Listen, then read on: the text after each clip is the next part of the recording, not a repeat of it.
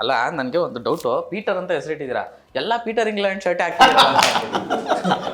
ಸಿನಿಮಾದ ಟ್ರೈಲರ್ ಇದೆಯಲ್ಲ 1 ನಿಮಿಷದ್ದು, ಅದನ್ನ 7 ದಿನ ವರ್ಕ್ ಮಾಡಿರೋದು. ಈಗ ರಿಲೀಸ್ ಆದ್ಮೇಲೆ ಎಲ್ರು ಬಂದು ಏನ್ ಮ್ಯೂಸಿಕೇ ಇಲ್ಲ ಅಂದ್ರು. ಆಕ್ಚುಲಿ ಪ್ರತಿಮಾ ಮ್ಯಾಮ್ ಎಕ್ಸ್ಪೀರಿಯನ್ಸ್ ಇರೋದಕ್ಕೆ, ಅವ್ರಿಗಿರೋ ಎಕ್ಸ್ಪೀರಿಯನ್ಸಿಗೆ ಅವ್ರು ಬಂದು ಡೈರೆಕ್ಟರ್ ಏನು ಹೇಳಿದ್ರು ಆ್ಯಕ್ಟ್ ಮಾಡಿ ಹೋಗ್ಬೋದಿತ್ತು. ಬಟ್ ಅವ್ರು ಬಂದು ನನ್ನ ಕೈಲಿ ಇದು ಮಾಡೋಕ್ಕಾಗತ್ತಾ, ನಾನು ಮಾಡ್ತೀನ, ನಾನು ಚೆನ್ನಾಗಿ ಮಾಡಿದ್ನ, ಪ್ರತಿ ಒಂದು ಸೀನಲ್ಲಿ ಬಂದು ಅವ್ರು ಹಿಂಗೆ ಕೇಳೋರು. 10ರಲ್ಲಿ ಇಬ್ರು ರಾಧಾ ಇದ್ದೇ ಇರ್ತಾರೆ. ಓಕೆ, 10ರಲ್ಲಿ 5 ಜನ ರಾಧಾ ಇರ್ತಾರೆ. 10ರಲ್ಲಿ 5 ಜನ ರಾಧಾ ಇರ್ತಾರೆ. ಓಕೆ, ಒಬ್ಬರಾದ್ರೂ ಮೇರಿ ಇದ್ದೇ ಇರ್ತಾರೆ. ನನ್ನ ಅನ್ಕೊಂಡೆ ಜೋಸೆಫ್ ಕುಡ್ಕ ಏನು ಹಿಂಗೆ, ಬಟ್ ಅದೊಂದು ಸನ್ನಿವೇಶದಲ್ಲಿ ಎಲ್ಲ ಹೊಡೆದಾಕ್ಬಿಡ್ತೀರಾ. ಸೊ ನಿಮ್ಮನ್ನ ನಾವೆಲ್ಲ ಇಂಟರ್ವ್ಯೂ ಮಾಡಿ ತುಂಬಾ ಖುಷಿ ಆಗ್ತದೆ.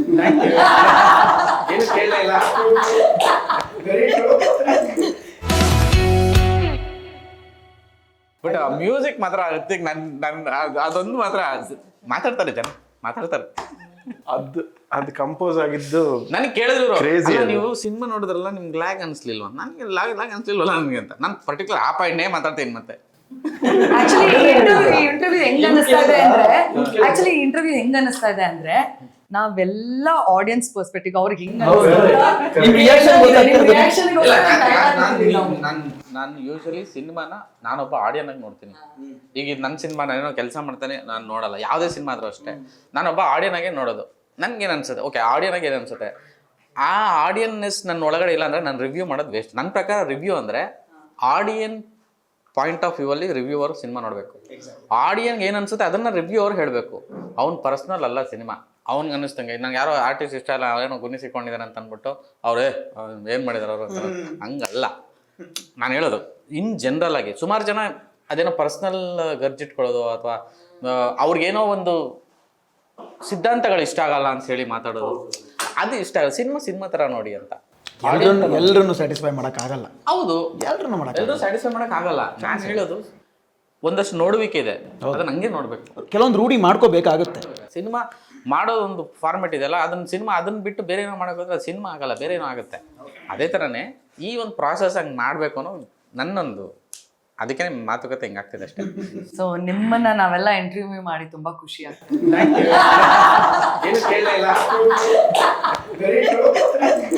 ನಿಮ್ಗೇನು ಅನಿಸ್ತು ಹೇಳಿ ಅಂತ.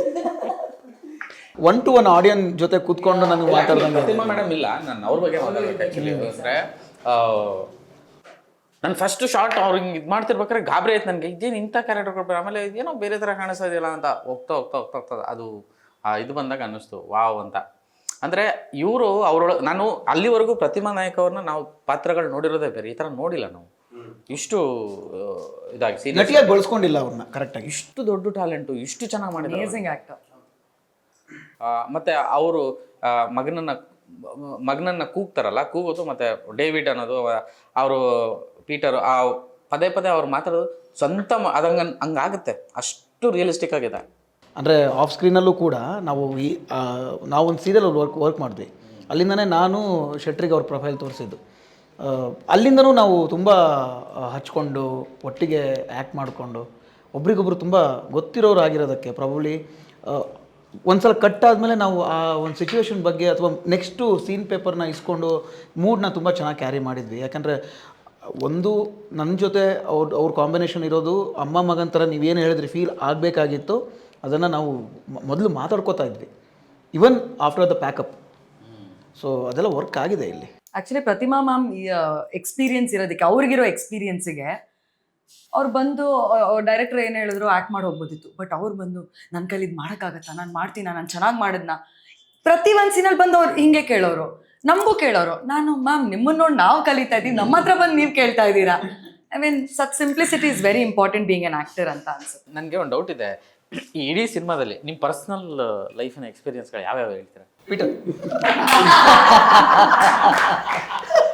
ಎಲ್ಲವೂ ಪರ್ಸನಲ್ ಎಕ್ಸ್ಪೀರಿಯನ್ಸ್. ನಾನು ನೋಡಿರೋವಂಥದ್ದು, ನಾನು ಕೇಳಿರೋವಂಥದ್ದು, ನನ್ನ ವೈಯಕ್ತಿಕ ಅನುಭವ ಆಗಿರೋವಂಥದ್ದು, ನಾನು ನನ್ನ ಸುತ್ತಮುತ್ತ ನಡೆದಿರೋವಂಥದ್ದು. ಸೊ ಎಲ್ಲವೂ ನನ್ನ ಸುತ್ತ, ಅಂದರೆ ನನ್ನ ಆ ಕಡೆ ಈ ಕಡೆ ಗಿರಿಕಿ ಹೊಡೆದಿರೋವಂಥದ್ದು ನಾನು ಕಾಲ್ಪನಿಕವಾಗಿ ನಾನು ಹೇಗೆ ಕಟ್ಬೋದು. ಸೊ ಕಾಲ್ಪನಿಕವಾಗಿ ನಾನು ಒಂದು ಸಿನಿಮಾ ಅಂತ ಬಂದಾಗ ಅದನ್ನು ಹೇಗೆ ಕಟ್ಬೋದು ಅಂತ ಮಾಡಿರೋದು. ಇದೇ ಪರ್ಟಿಕ್ಯುಲರ್ ಅಂತೆಲ್ಲ ನೀವು ಒಂದು ಸರಿ ಸುಮ್ಮನೆ ನೀವು ಓವರ್ವ್ಯೂ ಮಾಡಿ ಇಲ್ಲಿರುವಂಥ ಅಷ್ಟೂ ಪಾತ್ರಗಳ ಎಮೋಷನ್ಸ್ನ ನಾವು ದಾಟಿ ಬಂದಿರ್ತೀವಿ. ಹೌದು. ಅಷ್ಟೂ ಪಾತ್ರಗಳ ಒಂದು ವ್ಯಕ್ತಿಗಳನ್ನು ನಾವು ನೋಡಿ ನೋಡಿ ನೋಡಿ ನೋಡಿ ಬಂದಿರ್ತೀವಿ. ಸೊ ಅದಕ್ಕೆ ಇವತ್ತು ತುಂಬ ಜನ ಯಾಕೆ ಕನೆಕ್ಟ್ ಆಗ್ತಿದ್ದಾರೆ ಅಂದರೆ ಅದೇ ರೀಸನ್ಗೆ. ಈಗ ನಾನು ಅದನ್ನೇ ಹೇಳಕ್ಕೆ ಬಂದಿದ್ದೆ. ಇವಾಗ 10ರಲ್ಲಿ 2 ಜೆಸ್ಸಿ ಇದ್ದೇ ಇರ್ತಾರೆ, 10ರಲ್ಲಿ 2 ಜೆಸ್ಸಿ ಇದ್ದೇ ಇರ್ತಾರೆ, 10ರಲ್ಲಿ 2 ರಾಧಾ ಇದ್ದೇ ಇರ್ತಾರೆ. ಓಕೆ, 10ರಲ್ಲಿ 5 ಜನ ರಾಧಾ ಇರ್ತಾರೆ, 10ರಲ್ಲಿ 5 ಜನ ರಾಧಾ ಇರ್ತಾರೆ. ಓಕೆ, ಒಬ್ಬರಾದರೂ ಮೇರಿ ಇದ್ದೇ ಇರ್ತಾರೆ. ಮೇರಿ ಇದ್ದೇ ಓಕೆ, ಪೀಟರು 10ರಲ್ಲಿ 8 ಜನ ಇದ್ದೇ ಇರ್ತಾರೆ. ಓಕೆ, ಆ್ಯಂಡ್ ಮೀರಾ ಎಲ್ಲದರಲ್ಲೂ ಇದ್ದೇ ಇರ್ತಾರೆ. Okay, so these are the unique characters that we designed. ನಾವು ಡಿಸೈನ್ ಮಾಡಿರೋಂಥ ಯುನೀಕ್ ಕ್ಯಾರೆಕ್ಟರ್, ಅದರಲ್ಲಿ ಕನೆಕ್ಟ್ ಆಗಿ ಹೈ ಪಾಯಿಂಟಲ್ಲಿ ನಿಲ್ಲೋ ಅಂಥ ಇಷ್ಟು ಕ್ಯಾರೆಕ್ಟರ್ಗಳಿಗೆ ನಾವು ಜಸ್ಟಿಫೈ ಮಾಡಿದ್ದೀವಿ ಅಂತ ಅನ್ಸುತ್ತೆ. ನಾನು ಕೇಳಿದ್ದೇನೋ, ನೀವು ಹೇಳಿದ್ದೆ. ಹೌದಾ? ಹೇಳಿ. ಸುಮ್ಮನೆ ತಮಾಷೆ ಮಾಡಿ. ನಾನು ಕೇಳಿದ್ದು ಈ ಸಿನಿಮಾದಲ್ಲಿ ಇಷ್ಟು ಕ್ಯಾರೆಕ್ಟರ್ಗಳಿದೆಯಲ್ಲ, ಈಗ ಆಯ್ತು ನಿಮ್ ಪರ್ಸನಲ್ ಆಗಿ ಇಲ್ಲಿ ನೋಡಿದ್ದು ಮಾಡಿ ಅದನ್ನ ಹೇಳ್ಬಿಟ್ಟೆ ನಾನು. ಒಂದೇ ಅದೇ ಯಾವುದೋ ಲವ್ ಸ್ಟೋರಿನ ನಿಮ್ದು ಅದನ್ನೇ ಹೇಳಿದ್ ನಾನು. ಎಲ್ಲವೂ ನಾವು ದಾಟ್ಕೊಂಡ್ ಬಂದಿರೋವಂಥದ್ದೇ, ನೀವೂ ದಾಟ್ಕೊಂಡು ಹೋಗಿರೋವಂಥದ್ದೇ. ಸಿನಿಮಾ ನೋಡಿ, ಸಿನಿಮಾ ಹೌದು ನೀವು ಹೇಳಿದ್ ಕರೆಕ್ಟ್, ಎಲ್ಲಾನು ಕನೆಕ್ಟ್ ಆಗುತ್ತೆ. ಈಗ ನನಗೇನೆ ಒಂದು 10 ಪಾಯಿಂಟ್ ಕನೆಕ್ಟ್ ಆಯ್ತು. ಅಂದ್ರೆ ಬೇರೆ ಬೇರೆ ತರದ್ದು ನನ್ನ ಸೀದಾ ಇಲ್ಲದೆ ಇದ್ರು ಬೇರೆ ಬೇರೆ ಆ್ಯಂಗಲಿಂದ ನಮ್ಗೆ. ಹೌದು. ಸೊ ಈ ಸಿನಿಮಾ ಇವತ್ತು ಜನಕ್ಕೆ ಇಷ್ಟ ಆಗ್ತದೆ ಅಂದರೆ ಕಾರಣ ಅದೇನೆ. ಯಾರೇ ನೋಡಿದ್ರು ಅವ್ರಿಗೊಂದು ಒಂದೊಂದು ಪಾತ್ರ ಆಗಲಿ ಅಥವಾ ಒಂದೊಂದು ಸನ್ನಿವೇಶ ಆಗಲಿ ಅವ್ರು ಕನೆಕ್ಟ್ ಆಗೇ ಆಗುತ್ತೆ. ಸೊ ಅದನ್ನೇ ನಾನು ಹೇಳ್ತಾ ಇರೋದು. ನಾನು ಹೇಳಿದ್ದು ನಿಮ್ಮದು ಇದರಲ್ಲಿ ಯಾವುದು ಟ್ರ್ಯಾಕು ಅಂತ ಅಲ್ಲ, ಇದೇ ಟ್ರ್ಯಾಕ್ ಅಂತ ಹೇಳೋಕ್ಕಾಗಲ್ಲ. ಅಷ್ಟು ಟ್ರ್ಯಾಕ್ಸ್ ಇದೆ ನಿಮ್ಮದು. ಎಲ್ಲ ಟ್ರ್ಯಾಕಲ್ಲೂ ಹಲವಾರು ಟ್ರ್ಯಾಕ್ಗಳು ಹೋಗಿ ಬಂದಿರೋವಂಥದ್ದು. ಬಟ್ ಏನು ಗೊತ್ತಾ, ಬಟ್ ಏನಕ್ಕೆ ನೀವು ಕೇಳ್ತಾ ಇದ್ದಾರೆ ಅಂದರೆ, ಸೀರಿಯಸ್ಲಿ ಈ ಥರದ್ದು ಸಬ್ಜೆಕ್ಟ್ಗಳು ಸಿನಿಮಾ ಮಾಡಬೇಕಂದ್ರೆ ಅನುಭವ ತುಂಬ ಮುಖ್ಯ. ನನಗೆ ಸೈಕಾಲಜಿ ತುಂಬ ಅಲ್ಲಿ ಪ್ಲೇ ಮಾಡುತ್ತೆ. ಹ್ಯೂಮನ್ ಸೈಕಾಲಜಿ, ಎಸ್ಪೆಷಲಿ ಹೆಣ್ಮಕ್ಳು ಮತ್ತು ಗಂಡ್ಮಕ್ಳು ಆ ಏಜು, ಆ ಸೈಕಾಲಜಿ, ಅದೊಂದು ಪರ್ಟಿಕ್ಯುಲರ್ ಸೀಕ್ವೆನ್ಸ್ ಬರುತ್ತೆ. ಆ ಮೆಚುರಿಟಿ ಇರ್ಲಿಲ್ವಾ ನನಗೆ ಅಂತ ಅನ್ಸಕ್ಕೆ ಶುರುವಾಗುತ್ತೆ. ಇಲ್ಲ, ಅದು ಆ್ಯಕ್ಚುಲಿ ಸತ್ಯ, ಆ ಥರ ಇದ್ದಾರೆ ತುಂಬ. ಹೌದು. ಆ ಮೆಚುರಿಟಿ ಇರ್ಲಿಲ್ವಾ ಮೀರಾ ಅಂತ. ಎಕ್ಸಾಕ್ಟ್ಲಿ ಅಲ್ವಾ, ಆ ಅವಸರ ಬೇಕಿತ್ತು ಅನ್ನೋ ಥರ. ಅಂದರೆ ಅದನ್ಸುತ್ತೆ. ಆ ಸೈಕಾಲಜಿ ನಾವು ಒಬ್ಬ ಡೈರೆಕ್ಟರ್ ಆದವನು, ಕತೆಗಾರ ಫೀಲ್ ಮಾಡ್ತಾನಲ್ಲ, ಅದಕ್ಕೆ ಕೇಳಿದ್ದು. ಈಗ ರಾಧಾ ಅನ್ನೋ ಒಂದು ಕ್ಯಾರೆಕ್ಟ್ರು ಎಲ್ಲೋ ಒಂದು ಕಡೆ ಯಾರು ಇನ್ನೇನು ರಾಧಾ ಮತ್ತು ಪೀಟರ್ ಒಂದಾಗಬೇಕು ಅನ್ನೋವಾಗ ನಾವು ಡಿಸ್ಟರ್ಬ್ ಮಾಡ್ತೀವಿ. ಓಕೆ, ರಾಧಾನ ನಾವು ಹೇಗೆ ನೀಟಾಗಿ ಕರ್ಕೊಂಡು ಅದೇ ಇಲ್ಲ ಡಿಸ್ಟರ್ಬ್ ಮಾಡ್ತೀವಿ. ಅದೇನು ಡಿಸ್ಟರ್ಬ್ ಮಾಡ್ತೀವಿ ಅಂತ ಗೊತ್ತಿಲ್ಲಲ್ಲ. ಸೊ ಅದಕ್ಕೆ ಇನ್ನೇನು ಒಂದಾಗಬೇಕು ಅನ್ನೋ ಥರ ಪೋಟ್ರೆ ಮಾಡೋ ಅಷ್ಟರಲ್ಲಿ ನಾವು ಡಿಸ್ಟರ್ಬ್ ಮಾಡ್ತೀವಿ. ಸೊ ಆ ಥರ ಡಿಸ್ಟರ್ಬೆನ್ಸ್ ತುಂಬ ಇದೆ ಈ ಸಿನಿಮಾದಲ್ಲಿ. ಜೋಸೆಫು ಮಗನ್ನ ಅಂದರೆ ನನ್ನ ಅನ್ಕೊಂಡೆ ಜೋಸೆಫ್ ಕುಡ್ಕ ಏನು ಹಿಂಗೆ, ಬಟ್ ಅದೊಂದು ಸನ್ನಿವೇಶದಲ್ಲಿ ಎಲ್ಲ ಹೊಡೆದಾಕ್ಬಿಡ್ತೀರಾ. ಅದೊಂದು ಸೀಕ್ವೆನ್ಸ್ ಎಷ್ಟು ಚೆನ್ನಾಗಿ ಹೊಡೆದಾಕ್ಬಿಡ್ತಾರೆ ಅಂದರೆ, ನಾನು ಅಪ್ಪ ಏನೋ ಹೊಡಾಕ ಬಿಗಿನಿಂಗ್ ಒಂದು ಶಾರ್ಟ್ ಬರ್ತಾವೆ, ಈಗ ಬಂದ್ಯಾ ಬಿಟರ್ ಅಂತ ಅಂದ್ಬಿಟ್ಟು ಅದು ನನ್ ಫಸ್ಟ್ ಅವಾಗ ಅನ್ಸಿದ್ದು ಒಂದು ಅರ್ಥತೆ ಬರುತ್ತೆ. ಅದು ಕಟ್ ಮಾಡಿದ್ರೆ ಮತ್ತೆ ನನ್ಗೆ ಆ ಶಾರ್ಟಲ್ಲಿ ಎಲ್ಲ ಸಮ್ಮಪ್ಪು ಎಷ್ಟು ಚೆನ್ನಾಗಿ ನೋಟ್ ಮಾಡಿದ. ನಾನು ಅದಕ್ಕೆ ಹೇಳಿದ್ದು ಕ್ಯಾರೆಕ್ಟರ್ಗಳನ್ನ ಎಷ್ಟು ಚೆನ್ನಾಗಿ ಸಮ್ಮಪ್ ಮಾಡಿದ್ದಾರೆ ಇವರು ಅಂತ. That was the main intention. ಅಂದರೆ ಅವನ ಕಡೆ ಇದು ಹೋಗಬಾರ್ದು, ಅಂದರೆ ಗಮನ ಯಾರಿಗೂ ಅವನ ಕಡೆ ಹೋಗಬಾರ್ದು. ಬಟ್ ಅವನು ಏನೋ ಒಂದು ಇಂಪಾರ್ಟೆಂಟ್ ಪ್ಲೇ ಮಾಡಿರಬೇಕು ಸೆಕೆಂಡ್ ಹಾಫ್ ಬರ್ತಾ ಅನ್ನೋದು. That was the main intention. ಅವನು ಹೇಗೆ ಪ್ಲೇ ಮಾಡ್ತಾನೆ, ಏನು ಮಾಡ್ತಾನೆ, ಬಟ್ ಅದು ಅಷ್ಟೇ ಹಿಟ್ ಆಗುತ್ತೆ. ಕೂತ್ಕೊಂಡು ನೋಡ್ತಿರೋರಿಗೆ ಇವತ್ತು ತುಂಬ ಹಿಟ್ ಆಗ್ತದೆ. ಜೋಸೆಫ್ ಕ್ಯಾರೆಕ್ಟರ್ನ ಅವ್ರನ್ನ ಇಲ್ಲಿವರೆಗೂ ನೋಡಿರೋದು ಬೇರೆ, ಸರ್ಕಾರಿ ಹಿರಿಯ ಪ್ರಾಥಮಿಕ ಶಾಲೆ ಅಥವಾ ಇನ್ನೊಂದು ಬಗೀರ ಈ ಥರದಲ್ಲೆಲ್ಲ ಮಾಡಿದ್ದಾರೆ. ಬಟ್ ಈ ಸಿನಿಮಾದಲ್ಲಿ ಅವರು ತುಂಬ ಕಾಡ್ತಾರೆ. ಅಂದರೆ ನೀವು ಒಂದಂದ್ರಿ ಇವಾಗ ಹೇಗೆ ನೀವು ಈ ಪಾತ್ರನೆಲ್ಲ ಹುಟ್ಟಿಸಿದ್ರಿ, ಹೆಂಗೆ? ನನಗೆ ಗೊತ್ತಿರೋಂಗೆ 1-2 ತಿಂಗಳು ಅವ್ರು ಗ್ಯಾಪ್ ತೊಗೊಂಡಿದ್ರು ಸ್ಕ್ರೀನ್ ಪ್ಲೇ ಮಾಡೋದಕ್ಕೆ. ಪ್ರಾಬಬ್ಲಿ ಒಂದಷ್ಟು ಸುತ್ತಾಟ ಮಾಡಿದ್ದಾರೆ ಅವರು. ಅಥವಾ ತುಂಬ ಕ್ಯಾರೆಕ್ಟರ್ಗಳು ಅವ್ರ ಕಣ್ಣಿಗೆ ಬಿದ್ದಿದ್ದಾವೆ. ಅದು ಸೋಷಿಯಲ್ ಮೀಡಿಯಾದಲ್ಲಿರ್ಬೋದು ಅಥವಾ ಇನ್ ಪರ್ಸನ್ ಆಗಿರ್ಬೋದು. ಅಷ್ಟು ಫೀಲ್ ಮಾಡೋದು ಸಾಧ್ಯ ಇಲ್ಲ. ಒಬ್ಬ ಮನುಷ್ಯ ಇಷ್ಟೊಂದು ಕ್ಯಾರೆಕ್ಟರ್ಗಳನ್ನ ಫೀಲ್ ಮಾಡೋಕ್ಕೆ ಸಾಧ್ಯ ಇಲ್ಲ.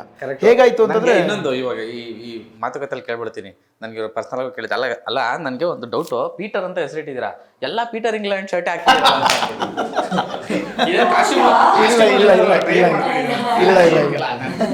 ಮಾಡಿದ್ದು ಯಾಕೆ ಅಂದರೆ ಪೀಟರ್ ಇಂಗ್ಲೆಂಡ್ ಶರ್ಟ್ಸ್ ಎಲ್ಲ ಹಂಗೆ ಇರೋದು, ಚೆಕ್ಸು ಆಲ್ಮೋಸ್ಟ್ ಎಲ್ಲ ಅದು. ಅದಕ್ಕೆ ಒಂದು 10 ಸರಿ ಕೇಳೋದು ಅವತ್ತಿಂದ. ಇಲ್ಲ ಇದು ಒಂದು ಹೇಳಬೇಕು, ಕಾಸ್ಟ್ಯೂಮಲ್ಲೂ ಕೂಡ ನಿಮಗೆ ಮೆಟಾಫರಿಕಲಿ ಒಂದು ಕೆಲವೊಂದು ಪಾಯಿಂಟ್ಸ್ ಇದ್ದಾವೆ. ಅವ್ನು ಹಾಕಿರೋದಲ್ಲ ಆಲ್ಮೋಸ್ಟ್ ಡಾರ್ಕ್ ಥೀಮ್ ಇದನ್ನೇ. ಈಗ ಲವರ್ ಬಾಯ್ ಇದ್ದಾಗ ನೋಡಿ ಅವನು ಸ್ವಲ್ಪ ಲೈಟ್ ಥೀಮಲ್ಲಿ ಹೋಗ್ತಾನೆ, ಇದೆಲ್ಲ ಡಾರ್ಕ್ ಥೀಮಲ್ಲಿ ಹೋಗುವಂಥದ್ದು. ಆ ಫೇಸ್ ಸ್ಟ್ರಕ್ಚರ್ ಮತ್ತು ಆ ಒಂದು ಅಪೀರಿಯನ್ಸ್ಗೆ ನೀಟಾಗಿ ಅದನ್ನು ಪ್ಲೇ ಮಾಡ್ಕೊಂಡು ಬಂದಿದ್ದಾರೆ. ಈವನ್ ಅವನ ಡಾಲರ್ ಸಮೇತ ಚೇಂಜ್ ಆಗಿರುತ್ತೆ. ಸೊ ಅದೆಲ್ಲ ನೀವು ಅಬ್ಸರ್ವ್ ಮಾಡಿದರೆ ಗೊತ್ತಾಗುತ್ತೆ. ಅದು ಎಲ್ಲ ತುಂಬ ಫೀಲ್ ಮಾಡಿದ್ದಾರೆ. ತುಂಬಾ ಮಾಡಿದ್ದಾರೆ. ಇನ್ನು ನನಗೆ ಅಂದರೆ ಮ್ಯೂಸಿಕಲಿ ನೀವು ಆ ಚಂಡೆ ಅದನ್ನು ಬಳಸ್ಕೊಂಡಿದ್ದ ರೀತಿ ಮತ್ತು ಅಡಾಪ್ಟ್ ಮಾಡ್ಕೊಂಡಿದ್ದ ರೀತಿ ಮತ್ತು ಲೈವ್ ರೆಕಾರ್ಡಿಂಗ್ ಅದೇ ಬುದಾಪೆಸ್ಟ್ ಎಲ್ಲ ಹೇಳಿದ್ರಿ. ಹೌದು, ಅಂದರೆ ಈ ಥರದೊಂದು ಅವಕಾಶ ಸಿಕ್ಕಿದ್ದು. ಆ್ಯಂಡ್ ಇವ್ರಿಗೆ ಹೇಳಬೇಕು ಅಂದರೆ ಅದರಲ್ಲೊಂದು ಇರುತ್ತಲ್ಲ, ಇದೇ ಥರ ನುಡಿಸ್ಬೇಕು, ಹೌದೌದು, ಇದೇ ಥರ ಅದನ್ನ ಹಾಕೋಬೇಕು, ಹೌದೌದು, ಇದೇ ಥರ ಕ್ಯಾರಿ ಅದಕ್ಕೊಂದು ಘನತೆ ಭಕ್ತಿ ಇರುತ್ತೆ. ಯಾಕಂದ್ರೆ ನಮಗೊಂದು ಚೂರು ಅದಕ್ಕೇನಾದ್ರು ನಾವು ಅವಮಾನ ಮಾಡಿದ ಥರ ಕಂಡುಬಿಟ್ರು ನಾವು ಸೋತಂಗೆ. ಆಮೇಲೆ ಅದಕ್ಕಷ್ಟೇ ಅದರದ್ದೇ ಆದಂಥ ಒಂದು ದೈವಿಕ ಭಾವನೆ ಇದೆ ಚಂಡೆ ಅಂತಂದರೆ. ಇವಾಗ ಕಮರ್ಷಿಯಲಿ ಎಲ್ಲ ಕಡೆ ಯೂಸ್ ಮಾಡ್ತಿರ್ಬೋದು, ಬಟ್ ಅದಕ್ಕೆ ಆದಂಥ ಒಂದು ಯೂನಿಫಾರ್ಮ್ ಇದೆ, ಅದಕ್ಕೆ ಆದಂಥ ಒಂದು ಪ್ರಾಪರ್ ಆದಂಥ ಒಂದು ನಡತೆ ಇದೆ. ಅದನ್ನು ಮೇಂಟೈನ್ ಮಾಡಲೇಬೇಕಿತ್ತು. ಜೊತೆಗೆ ನಾನೊಬ್ಬ ಚಂಡೆ ಪ್ಲೇಯರ್ ಆಗಿ ಇದ್ದಾಗ ನನ್ನ ಜೊತೆಗೆ ನನ್ನ ಟೀಮಿನ ಪ್ರತಿಯೊಬ್ಬರು ಕೂಡ ಒಂದೇ ಟ್ಯೂನ್ನ ಕಂಪೋಸ್ ಮಾಡ್ಕೊಂಡು ನುಡಿಸ್ಬೇಕಾಗಿತ್ತು. ನಮ್ಗೆ ಯಾರಿಗೂ ಸರಿಯಾಗಿ ಒಂದು ಇನ್ಸ್ಟ್ರೂಮೆಂಟು ಬಾರ್ಸೋಕ್ಕೆ ಬರಲ್ಲ ಲೈಫಲ್ಲಿ. ಅಂಥದ್ರಲ್ಲಿ ಒಂದು ಚಂಡೆ ಬೀಟ್ನ ಬಾರಿಸ್ಬೇಕು ಅಂತಂದರೆ ವಿತ್ ಒಂದು ಮೂಮೆಂಟ್ ಅದನ್ನು ಬಾರಿಸ್ಬೇಕು ಅಂತಂದರೆ ಅಷ್ಟು ಈಸಿ ಇರಲಿಲ್ಲ. ಅದಕ್ಕೊಂದು 15-20 ದಿನ ಆಫ್ಟರ್ ದ ಪ್ಯಾಕಪ್ ಅಲ್ಲೇ ಒಂದು ನಮ್ಮ ಅಡುಗೆ ಮಾಡಿಕೊಂಡು ಏನು ಒಂದು ಹಾಲ್ ಇತ್ತು ಅಲ್ಲೇ ಪ್ರಾಕ್ಟೀಸ್ ಮಾಡಿ ಒಂದು ಟ್ಯೂನ್ ಸೆಟ್ ಮಾಡಿಕೊಂಡು ಮಾಡಿದ್ದು. ಈಗಲೂ ಆ ಟ್ಯೂನ ನಾನು ಈಸಿಯಾಗಿ ಬಾರಿಸ್ತೀನಿ. ಶ್ರದ್ಧೆ ಅದೊಂದು ಡಿವೈನ್. ಇವನ್ನ ಜುಗಲ್ಬಂದಿ ಸೀನಲ್ಲೂ ಅರ್ಧ ಜನ ಪ್ರೊಫೆಷ್ನಲ್ ಚಂಡೆ ಪ್ಲೇಯರ್ಸ್ ಇದೆ, ಇನ್ನು ಅರ್ಧ ಜನ ಆರ್ಟಿಸ್ಟ್ಗಳೇ. ಬಟ್ ಎಲ್ಲೂ ನಮಗೆ ಅಂದರೆ ಆಭಾಸ ಅನ್ಸಲ್ಲ, ಎಲ್ಲರೂ ಆ ಯೂನಿಫಾರ್ಮಿಟಿ ಇದೆ. ಬಟ್ ಸೀರಿಯಸ್ಲಿ ಅದು ಇರಲಿಲ್ಲ ಅಂದ್ರೆ ನಮ್ಗೆ ಮ್ಯೂಸಿಕೇ ಮಾಡೋಕ್ಕಾಗ್ತಲ್ಲ. ಇಡೀ ದಿನ ಮಾಡಿದ್ದೀವಿ ಲಿಟ್ರಲಿ. ಆ ದಿನ ಕಂಪ್ಲೀಟ್ ಎಲ್ಲರೂ ಸೋತ್ಬಿಟ್ಟಿದ್ವಿ, ಮೈ ನೋವು. ಬಿಕಾಸ್ ಮಿನಿಮಮ್ 23 kg ಇಟ್ಕೊಂಡು ಇಡೀ ಭಾರ ಬಿಟ್ಬಿಡ್ಬೇಕು ನೀವು ಮೈ ಮೇಲೆ. ಆಮೇಲೆ ಅದು ನುಡಿಸ್ಬೇಕು. ಈ ಸ್ಟ್ರೆಂತ್ ಏನಾಗಬೇಕು, ಅವ್ನು ಎಂಥ ದೊಡ್ಡ ಬಾಡಿ ಬಿಲ್ಡರ್ ಆದರೂ ಸೋತ್ಬಿಡ್ತಾನೆ. ನಾನು ನೋಡ್ತಾ ಇದ್ದೀನಿ, ಶೂಟ್ ಮಾಡ್ತಾ ಇದ್ದೀವಿ, ಈ ಕಡೆ ಗಿಂಬಲ್ಗೆ ಹಾಕಿದ್ದೀವಿ ಕ್ಯಾಮ್ರಾ, ನೋಡ್ತಾ ಇದ್ದೀವಿ. ರಾಜೇಶ್ನು ಹಿಂಗೆ ಇನ್ನೊಬ್ರು ಹುಡುಗರು ಎಲ್ಲರೂ ಫುಲ್ಲು ಆಲ್ರೆಡಿ ಎಷ್ಟು ಮಧ್ಯಾಹ್ನ ಬೆಳಿಗ್ಗೆ ಸ್ಟಾರ್ಟ್ ಮಾಡಿದ್ದು, 7:30-8 ಗಂಟೆಗೆ ಸ್ಟಾರ್ಟ್ ಮಾಡಿದ್ದು, ಆಲ್ಮೋಸ್ಟ್ 2 ಗಂಟೆ ಆಗ್ತಾ ಬಂತು. ಇನ್ನು ಇಷ್ಟೇ ಶೂಟ್ ಮಾಡಿದ್ದೀವಿ. ಸೊ ಇದೆಲ್ಲ ನಡೀತಾ ಇದೆ. ನನಗೆ ಗೊತ್ತಾಗ್ತಾ ಇದೆ ಕಷ್ಟ ಆಗ್ತಿದೆ ಇವ್ರಿಗೆ ಅಂತ. ಕಷ್ಟ ಆಗ್ತಿದೆ ಅಂತ ಬಿಟ್ಟರೆ ನೆಕ್ಸ್ಟ್ ಡೇ ಶೂಟ್ ಮಾಡೋಕ್ಕಾಗಲ್ಲ. ಅವತ್ತೇ ಮಾಡಬೇಕು, ಆ ಜಾಗ ಅವತ್ತೇ ಇರೋದು ನಮಗೆ. ನೆಕ್ಸ್ಟ್ ಡೇ ಶೂಟ್ ಮಾಡಿದ್ರೆ ಹೋಯ್ತು, ನೆಕ್ಸ್ಟ್ ಡೇ ಮತ್ತೆ ಮುಂದೆ ಹೋಗುತ್ತೆ, ಮತ್ತೊಂದಿನ ಎಕ್ಸ್ಟ್ರಾ ಆಗುತ್ತೆ. ಸೊ ಬಟ್ ಬಿಡೋಕ್ಕೆ ಆಗಲ್ಲ. ಇವನ್ ಇವ್ರಿಗೂ ಎಲ್ಲ ಹುರಿದುಂಬಿಸಿ ಎಲ್ಲ ಮಾಡಿ, ಯಾಕೆಂದರೆ ಅದು ಅಷ್ಟು ಈಸಿ ಅಲ್ಲ. ಒಂದು ಗೊತ್ತಿಲ್ಲದಿರೋ ಕೆಲಸ, ಇನ್ನೊಂದು ಅದರಲ್ಲಿ ಇರೋವಂಥ ಸ್ಟ್ರೈನು. ಸೊ ಎಲ್ಲವನ್ನ ಇಟ್ಕೊಂಡು ಮುಖದಲ್ಲಿ ನಗ್ತಾ ಇರ್ಬೇಕು. ಐನೋ ಇವಾಗ ಅಲ್ಲಿ ಕಾಣಿಸುತ್ತೆ, ಸ್ಕ್ರೀನಲ್ಲಿ ಕಾಣಿಸ್ತದೆ, ನಗ್ತಿರೋದು ಕಾಣಿಸ್ತದೆ ಇದೆ, ಆದರೆ ಎಷ್ಟು ಪೇಯ್ನ್ ಇದೆ ಅಂತ. ಪೇನ್ ಅಂದರೆ ದೇವ್ರ ಮುಂದೆ ಬಾರಿಸ್ತಾ ಇದ್ದೀವಿ, ನಮ್ಗೆ ದೇವ್ರು ಕಾಣಿಸ್ತಿಲ್ಲ ಲಿಟ್ರಲಿ ಆ ಥರ. ನೀವು ಲೈವ್ ರೆಕಾರ್ಡ್ ಮಾಡಿದ್ರೆ ಅದನ್ನ? ಹಾಂ, ಅಂದರೆ ಚಂಡೆ ನಾವು ಕಾಸರಗೋಡ್ಗೆ ಹೋಗ್ಬಿಟ್ಟು ಅಲ್ಲಿ ಒಂದು ಚಂಡೆ ಮೇಳದ ಜೊತೆ ನಮ್ಗೆ ಏನೇನು ಬೇಕು ಲೈವ್ ಅದೆಲ್ಲ ಒಂದು 3-4 hours ಲೈವ್ ಅಷ್ಟು ರೆಕಾರ್ಡ್ ಮಾಡಿ ಅದನ್ನು ಇಲ್ಲಿಗೆ ತಂದು ರವಿಯವರು ಅದನ್ನು ಪ್ರಾಸೆಸ್ ಮಾಡಿ, ಸೊ ಅದರಲ್ಲಿ ಸ್ಯಾಂಪಲ್ಸ್ನ ಎತ್ಕೊಂಡು ಆ ಸ್ಯಾಂಪಲ್ಸ್ ಇಟ್ಕೊಂಡು ಮತ್ತು ಅದ್ರ ಮೇಲೆ ಲೇಯರಿಂಗ್ ಮಾಡಿ ಆ ಥರ ವರ್ಕ್ ಮಾಡಿದ್ದು. ಅದಕ್ಕೆ ಇನ್ನೊಂದು ಸ್ವಲ್ಪ ವೆಸ್ಟರ್ನ್ ಟಚ್ ಎಲ್ಲ ಕೊಟ್ಟು ಇದು ಮಾಡಿದ್ದು. ಬಟ್ ಕ್ಲೈಮ್ಯಾಕ್ಸ್ ಟೈಮಲ್ಲಿ ಅದು ವೈಬ್ರೇಷನ್ನೇ ಹಿಂಗಾಗ್ಬಿಟ್ಟಿತ್ತು ಒಂದ್ಸಲ. ಅಂದರೆ ಇಲ್ಲೇ ಕಂಪೋಸ್ ಮಾಡ್ತಾ ಇದ್ದೀನಿ, ನಂಗೆ ಜ್ಞಾಪಕ ಇದೆ, ಹಿಂಗೆ ಮಾಡ್ತಾ ಕೂತೀನಿ, ಹಿಂಗೆ ಯಾವುದೋ ಹಿಂಗೆ ಟ್ರಾನ್ಸ್ಗೆ ಹೋದಂಗೆ ಆಗ್ತಾ ಇದೆ ಒಂಥರ. ಅಂದರೆ ಅವ್ರಿಗೆ ಆ ವೈಬ್ ಎಷ್ಟು ಚೆನ್ನಾಗಿ ಕ್ಯಾಚ್ ಮಾಡ್ತಾರೆ ಅನ್ನೋಕ್ಕೆ ಟಕ್ಕನಾಗಿ ಒಳಗೆ ಬರೋ ಋತ್ವಿಕ್ ಆಯ್ತಾ ಅಂತ ಒಂದ್ಸಲ ಹಿಂಗೆ ಅಲರ್ಟ್ ಆದೆ, ಬನ್ನಿ ಒಂದು 1/4 ಗಂಟೆ ಹೊರಗೆ ಹೋಗಿ ಒಂದು ಕಾಫಿ ಕುಡ್ಕೊಂಬರೋಣ ಅಂತ. ಅಂದರೆ ಎವ್ರಿ ಸೀನ್ ಎವ್ರಿ ಸೀಕ್ವೆನ್ಸ್ ಅದೊಂದು ಆ ಮೂಡ್ ಕ್ಯಾರಿ ಮಾಡೋದೇ ವಾಸ್ ವೆರಿ ಚಾಲೆಂಜಿಂಗ್. ಒಂದಿನ ಅಂತೂ ಅವ್ರಿಗೆ ಮನೆಗೆ ಹೋಗಿ ಐ ಥಿಂಕ್ ಒಂದು 6 ನಿಮಿಷದ ವಾಯ್ಸ್ ಮೆಸೇಜೇ ಕಳಿಸ್ಬಿಟ್ಟಿದ್ದೆ, ಸರ್ ನಂಗೊಂದು 2 ದಿನ ಗ್ಯಾಪ್ ಕೊಡಿ, ಬ್ರೇಕ್ ಕೊಡಿ, ನನಗೆ ಡಿಪ್ರೆಷನ್ಗೆ ಹೋದಾಗ ಆಗ್ತಾ ಇದೆ. ರೂಮಲ್ಲಿ ಕೂಡ ಹಾಕಿದ್ರು ಅವ್ರನ್ನ. ಇಲ್ಲ ಕೂಡ ಹಾಕಿದ್ದು ಇನ್ ದ ಸೆನ್ಸ್ ಫಿಲ್ಮಲ್ಲಿ ಆ ಡಾರ್ಕ್ ಝೋನ್ ಇದೆಯಲ್ಲ, ಈಗ ಫಾರ್ ಎಕ್ಸಾಂಪಲ್ ಹೆಂಗೆ ಈಗ ಸೊ ಸಿನಿಮಾದ ಟ್ರೈಲರ್ ಇದೆಯಲ್ಲ 1 ನಿಮಿಷದ್ದು, ಅದನ್ನ 7 ದಿನ ವರ್ಕ್ ಮಾಡಿರೋದು. ಮತ್ತದ್ರ ಈಗ ರಿಲೀಸ್ ಆದ್ಮೇಲೆ ಎಲ್ರು ಬಂದು ಏನ್ ಮ್ಯೂಸಿಕೇ ಇಲ್ಲ ಅಂದ್ರು.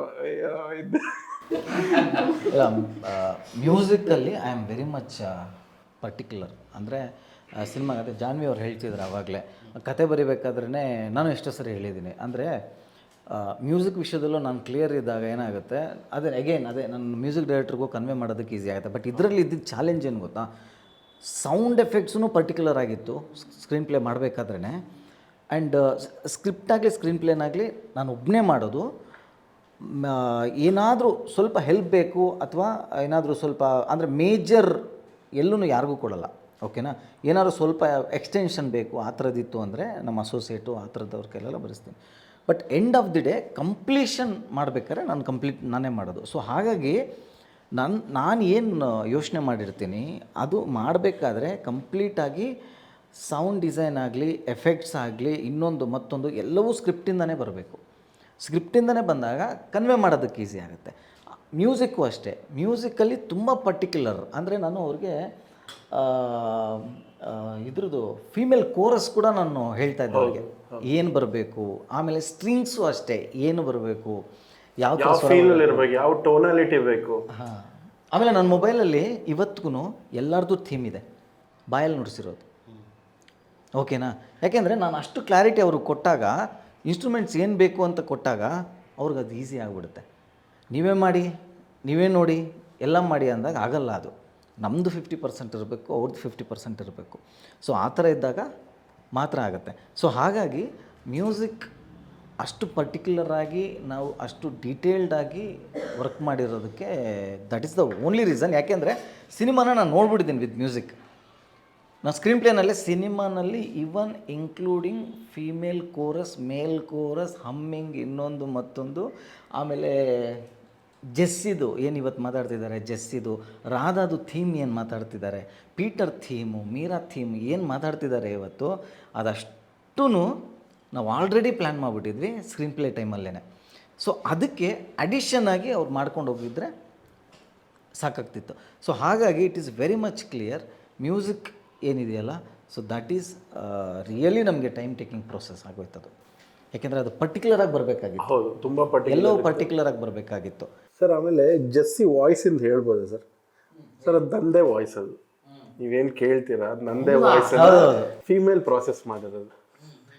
ಅದನ್ನ ಆಕ್ಚುಲ್ ಫೀಮೇಲ್ ಸಿಂಗರ್ ಹತ್ರ ಹಾಡ್ಸಕ್ಕೆ ಒಂದು 4-5 ಜನ ಟ್ರೈ ಮಾಡಿದೆ, ಯಾರ್ದಕ್ಕೂ ಕೂರ್ಲಿಲ್ಲ. ಋತ್ವಿಕ್ ಇದೇ ಇಟ್ಕೊಳ್ಳೋಣ, ನಾನು ಹೇಳ್ದೆ ಅದೇ ಇರಲಿ ಋತ್ವಿಕ್, ಅದೇ ಇರಲಿ, ಯಾಕೆ ಇದು ಸರ್ಪ್ರೈಸಿಂಗ್, ಯಾವುದು ಮ್ಯಾಚ್ ಆಗ್ತಿಲ್ಲ, ಅದೇ ಇರಲಿ. ಕೊನೆಗೆ ಒಂದು ಬಂತು. ಈ ಒಂದು ಕತೆ ಮಾಡಿದಾಗ ನೀವು ಫೀಲ್ ಮಾಡಿಬಿಟ್ಟಿದ್ರಾ ಸ್ಕ್ರಿಪ್ಟ್ ಥ್ರೂನೇ, ವಿಜುವಲಿ, ಸೌಂಡು, ಕ್ಯಾರೆಕ್ಟರ್ಸು ಅಷ್ಟೂ? ಸ್ಕ್ರಿಪ್ಟು ಲಾಕ್ ಆದಮೇಲೆ ಬಂದು ಅವ್ರ ಸ್ಟೋರಿ ಎಲ್ಲ ಡಿಸ್ಕಷನ್ ನಡೆಯೋದು, ಡೆವಲಪ್ ಆಗುತ್ತೆ. ಅವ್ರು ಡೇ 1ಇಂದನೂ ಹೇಳ್ಕೊಬರ್ತಿದ್ರು ಸೌಂಡಿಗೆ ಈ ಥರ ಇರುತ್ತೆ. ಅವಾಗಿಂದನೇ ಅವರು ಸೌಂಡಿಗೆ ಎಷ್ಟು ಅದಕ್ಕೆ ಪ್ರಾಮುಖ್ಯತೆ ಅಂತ ಅವ್ರು ಅವಾಗಿಂದನೇ ಸ್ಟಾರ್ಟಿಂಗ್ ಹೇಳ್ಕೊಬರ್ತಿದ್ರು. ಅದ್ರ ಪ್ರಕಾರನೇ ಔಟ್ಪುಟ್ ತಕ್ಕನೂ ಅದನ್ನೇ ಫಾಲೋ ಮಾಡಿಕೊಂಡು ಅದ್ರ ತಮ್ಮ ಎಕ್ಸಿಕ್ಯೂಟ್ ಮಾಡಿದ್ರು. ನಾನು ಸಿನಿಮಾ ಮಾಡಿದಾಗ ಡೈರೆಕ್ಟರ್ ನಮ್ಗೆ ಕಾಂಪಿಟೇಟರ್ ಅವಾಗ. ಅಂದ್ರೆ ಇವರು ಹೀರೋನ ಅಲ್ಲ ಒಂದೇ ದಿವಸ ರಿಲೀಸ್, ಯುದ್ಧದಲ್ಲಿ ಒಂದಾದ ಗೆಳೆಯರು. ಏನ್ ಕ್ಯಾಮ್ರಾ ಮುಂದೆನೇ ಇಲ್ಲ, ಫಸ್ಟ್ ಡೇ ಕ್ಲೈಮ್ಯಾಕ್ಸ್ ಏನಿಲ್ಲ. ನನ್ನ ಮೈಂಡಲ್ಲಿ ಏನಿಲ್ಲ. ಬಾಸ್ ಬಂದ್ರು, ಮಗ ನೀನು ಮಾಡಲಿಲ್ಲ ಅಂದ್ರೆ ನಾನು ಮಾಡ್ತೀನಿ, ಇವಾಗ ನೀನು ಮಾಡೋಕ್ಕಾಗುತ್ತಲ್ಲ ಹೇಳು.